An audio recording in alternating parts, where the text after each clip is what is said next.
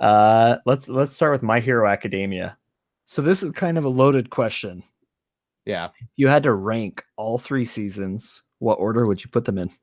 So I think I'm going to preface this. All the seasons are really damn good. Oh, totally. I will just right now put this current season as my least favorite. I think that'll soon change, mostly because I was really hyped for the training of every one of their quirks.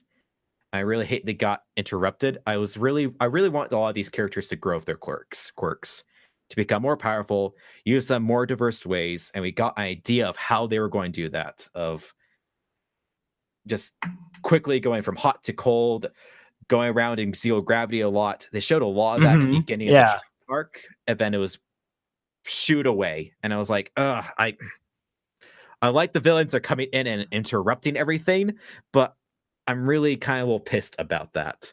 Okay. But it looks like they're going to be doing some of that the rest of this season, because the next episode is called Yeah. Developing Your Ultimate Attack.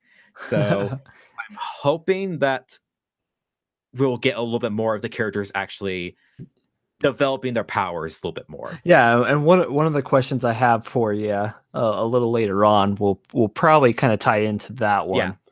Yeah. But if just kind of continue on, I think then the first season will be my second favorite. Really developed everyone. It was a good baseline. It really got me hyped. As soon as I saw the show, I was like, this is going to be a good show. Can't wait to watch it. Let's go.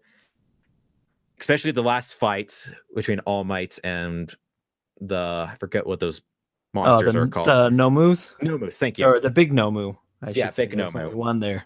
Yeah, that fight was amazing.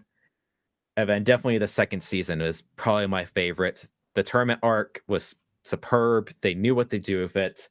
And then they had the fight with Stain, and then they had them fighting against the professional heroes to move on to the training camp and everything. The second season was amazing. Just okay. I loved it. So yes, no, totally. Like I thought that there was a very good transition between the festival arc where you have the guys competing, and then you have Lita's brother, Ingenium, who goes down by the hands of Stain, and luckily survives because of course Stain really doesn't leave a whole many people alive. Yeah.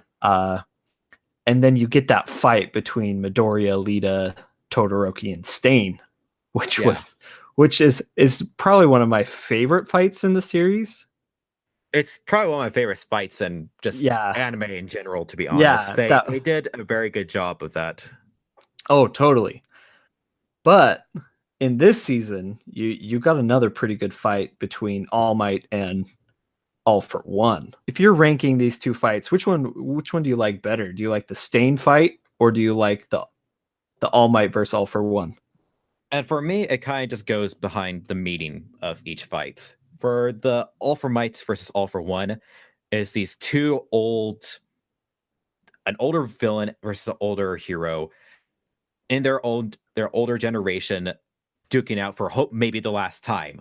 They're getting ready to pass on the torch to the next generation, most likely. Mm-hmm.